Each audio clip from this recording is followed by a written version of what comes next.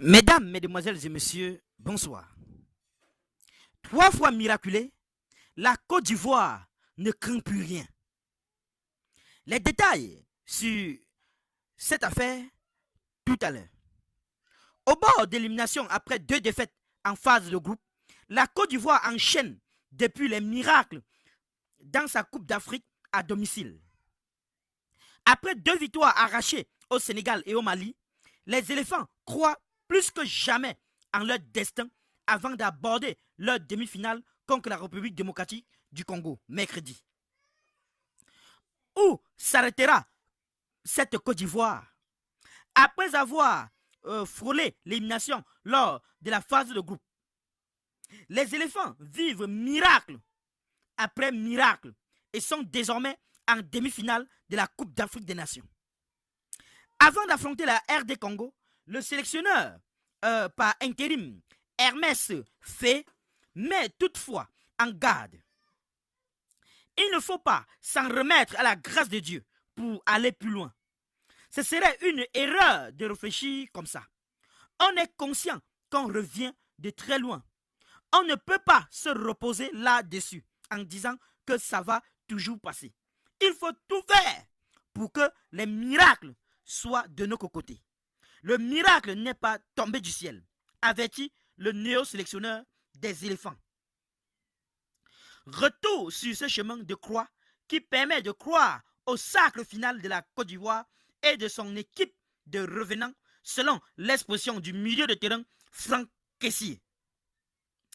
Avant le temps des miracles, il y a eu le temps des doutes. Attendu par tout un peuple pour cette CAN à domicile, les éléphants entament la compétition sous pression.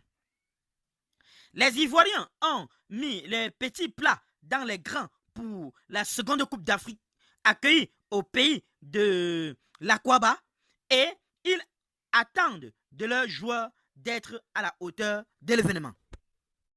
Mais rien ne se passe comme prévu.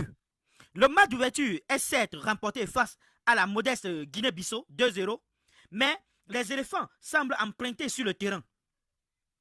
Les doutes se confirment avec la défaite face au Nigeria 0-1, mais c'est surtout contre la Guinée équatoriale lors du dernier match de groupe que la Côte d'Ivoire va sombrer corps et âme. Ce jour-là, tout semble aller contre l'équipe de Jean-Louis Gasset. Pourtant, dominateur dans le jeu, les éléphants encaissent un but de Sué sur la première occasion équato-guinéenne.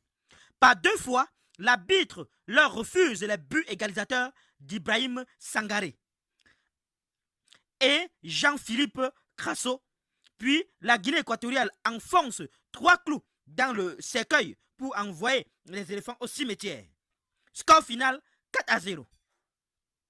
Les Ivoiriens vont alors devoir suivre avec angoisse les derniers matchs de chaque groupe, en espérant trouver 2 troisièmes moins bien classés qu'eux et être ainsi repêchés. Et la situation est critique. Ils comptent 3 points seulement et une très mauvaise différence de but, -3. À la sortie du match, les supporters ivoiriens interrogés n'y croient pas et surtout, ils ne veulent pas de ce repêchage. Pourquoi faire vu cette équipe? Nous, dit l'un d'eux dans les gravés du stade de Bimpe. Dans les vestiaires, les joueurs restent proscrits plusieurs heures et fuient la presse à leur sortie.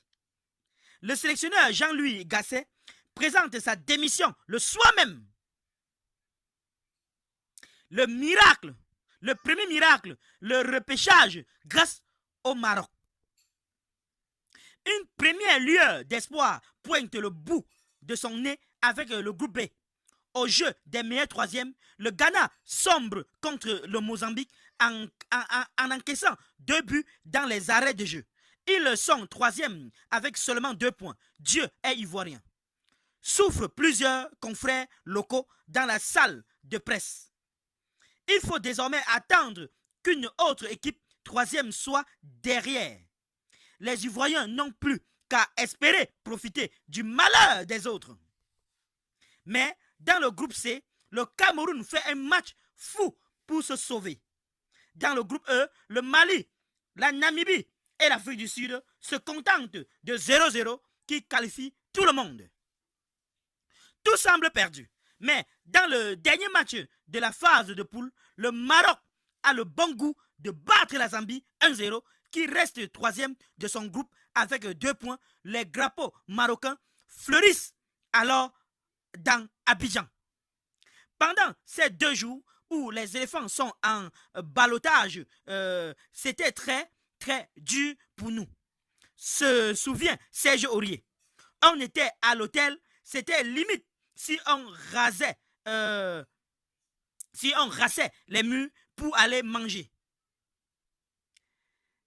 Le miracle de Yamoussoukro, l'exploit contre le Sénégal, champion en titre. Le repêchage n'arrange pas tout.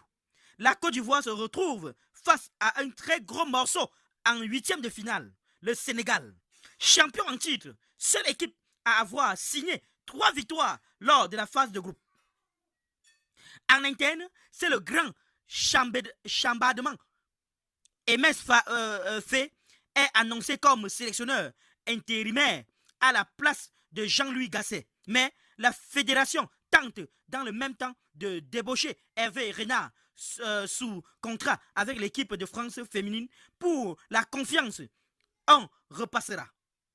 On revenait de loin dès la qualification validée. On s'est reconcentré. On a tenté de redonner de la confiance au groupe après des jours difficiles. Il fallait faire comprendre qu'il fallait plus de solidarité et de solidité sur le terrain. Il fallait recréer la dynamique collective, explique MS Faye. Cabri mort ne craint pas le couteau, dit le proverbe ivoirien. Comprendre mentalement quand tu es ressuscité, comme on l'a été, il n'y a plus rien qui te fait peur. On fonce, on y va, explique Serge Aurier, un des patrons du groupe, le seul déjà champion d'Afrique en 2015, avec Mars-Alain Gradel. Pourtant, le match contre le Sénégal, comme très mal la Côte d'Ivoire, se fait balader par des Lions de la Teranga qui semblent évoluer 3 divisions au-dessus. Abid Diallo ouvre le score d'entrée et les fans des éléphants craignent une raclée. Mais c'est l'inverse qui se produit. La Côte d'Ivoire, poussée, les 20 000 spectateurs de Yamoussoukro relèvent la tête et combat pied à pied les Sénégalais. Tout leur réussit, y compris l'arbitrage, un penalty sur Isamalé ça est oublié, tandis qu'un autre leur est offert. La VAR se réveillant pour corriger une erreur de l'arbitre qui croyait à une simulation de Pépé, Franck Kessié égalise sur le fil, puis la Côte d'Ivoire s'impose dans la séance de tir au but. Le miracle de Bouaké. Découragement n'est pas ivoirien. Face au Mali, les Ivoiriens ont encore montré que quelque chose d'irrationnel accompagnait cette équipe. La Côte d'Ivoire a évité un penalty grâce à un hors-jeu providentiel signalé par la VAR. Y Fofana en a arrêté un autre. Les éléphants ont joué plus de 75 minutes à 10 après l'expulsion d'Odilon Koussounou sans que cela ne se ressente. Puis, malgré l'ouverture du score de Néné Dogelès, la Côte d'Ivoire pousse jusqu'au bout et arrache sa prolongation sur le gong avant d'éliminer le Mali sur un autre coup de gong juste avant les tirs au but.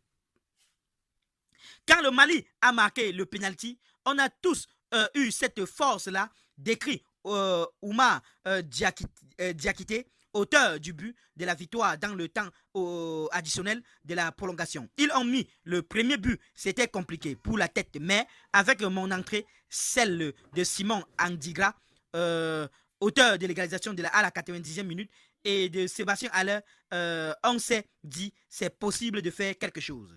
Même le coach adverse s'est incliné. Ils ont cette énergie et parce qu'il en faut aussi dans le foot. Ce petit brin de chance, il mérite cette demi-finale. Admet Eric Schell, mais la vérité est que la Côte d'Ivoire revient de très loin. On a vécu des moments difficiles, surtout après le match de la Guinée équatoriale où on a reçu des insultes.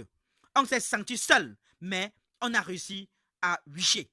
Conclut Seko Fofana. Les champions arrivent à passer à autre chose. Qu'en pensez-vous sur ce match et cette victoire de la Côte d'Ivoire hier? Donnez vos avis en commentaire sans hésiter de vous abonner à la chaîne tout en activant la cloche de notification pour ne plus rien rater de nos prochaines vidéos. À très bientôt.